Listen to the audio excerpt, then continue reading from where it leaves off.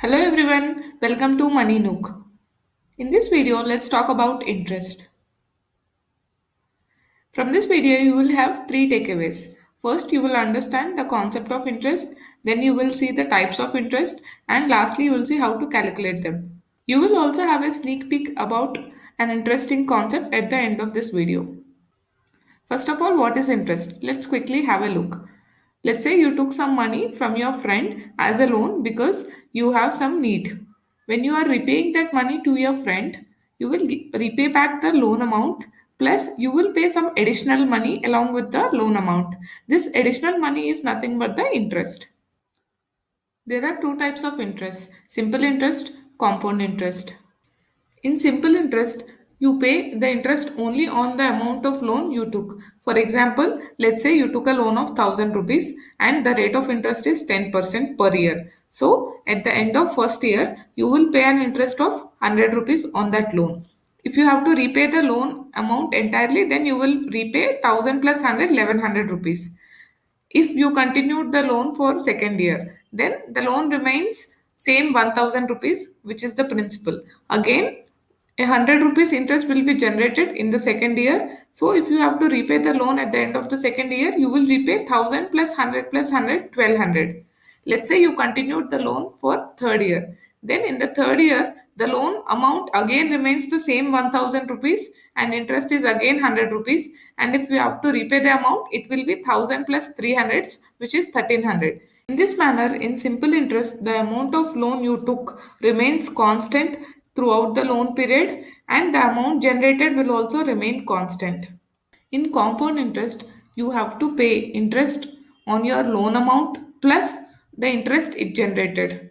Let's say you took a loan of 1000 rupees at 10% rate of interest, compounding on an annual basis. So now in the first year, you have to pay an interest of 100 rupees, and if you are repaying the loan at the end of first year, you have to repay 1000 plus 100, 1100 rupees.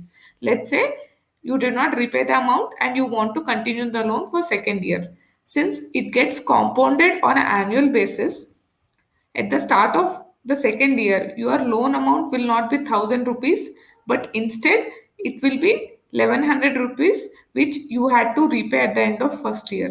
So now, with 1100 as a loan amount, your interest generated will also be more. So it will be 110 rupees.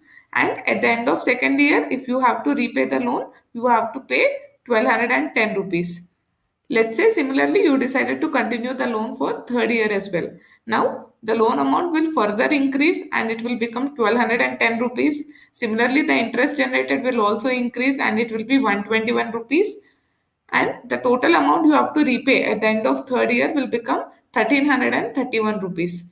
In this way, in case of compound interest, as time passes, your loan amount or the principal amount will keep on increasing because it gets compounded and your interest that you have to pay also will increase. Now that we understand both simple and compound interest, let's quickly have a look on how to calculate them and let's see the difference between both the types of interest.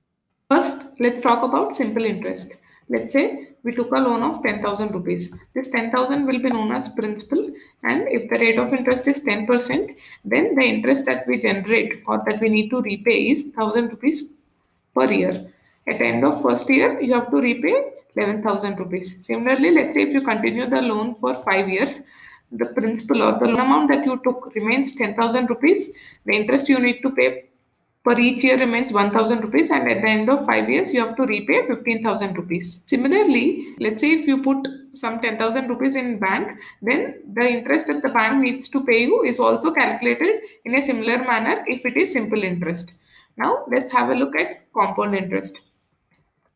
We have taken the same loan of 10,000 rupees and the rate of interest is also same 10%, and I'm assuming here that the compounding will be done once in a year on an annual basis. So now if we can see on the screen, the principal changed every year and the amount of interest also changed every year. This is because the amount you have to repay at the end of first year becomes the principal for the next year, second year. Similarly, the amount that needs to be repaid at the end of second year became principal for third year, so on and so forth. This will continue. Due to this increase or change in the principal amount, the interest that you need to pay will also increase. This is compound interest. In this example, we talked the case where the compounding happens once in a year. But in real life, you may also get loans where compounding happens every month, every quarter, or once in every half year basis. Based on the compounding frequency, the amount that you need to pay will change. You can see the formulas for both simple interest and compound interest on the screen. And we have numerous online calculators as well. Let's quickly have a look at one of the online calculator. There are multiple online calculators which you can use to calculate your simple or compound interest. One of them is from ClearTax, which I am now sharing on the screen. As you can see, first I have selected simple interest in order to check what will my interest be. Let's say principal amount is 10,000 and the annual rate is 10%, similar to our example. And here you can select the period which you are talking about. We are talking about 5 years. So it is years and the number of years is 5. So the interest earned comes out to be 5,000. The principal amount remains 10,000 and the total value that we need to repay becomes 15,000. In this way, you can check out the simple interest for different scenarios which you may have. Now, moving on to compound interest. In compound interest, you will have one additional field which is your compounding frequency. As we talked in our example, the compounding frequency can be daily, weekly, monthly, quarterly, semi annual, or annual. In our example, it is annual, so I am selecting annually here. The principal amount is same 10,000, annual rate of interest is 10%, and the period is again 5 years. Now the interest generated or that interest that we have to repay is 6,105 rupees. Principal amount is 10,000 and total that we have to repay is 16,105.1 rupee. This is how you can use online calculator in order to calculate either simple or compound interest for your particular scenario. This is the promised sneak peek for you guys. Now that we saw how to calculate both simple and compound interest, the next big question is which is better out of the two, simple or compound interest? You might immediately think that simple interest is better, but it is not so straightforward. In order to compare between simple and compound interest, you need to have a common unit. That common unit is nothing but effective rate of interest or annual rate. Please check out my video about effective rate of interest or return in order to understand this concept. Thanks for watching this video. If you find the content useful, please like this video and share it with your friends. Also, please subscribe to Money Nook. And please check out the remaining videos in Know Your Basics playlist. Thank you and bye bye.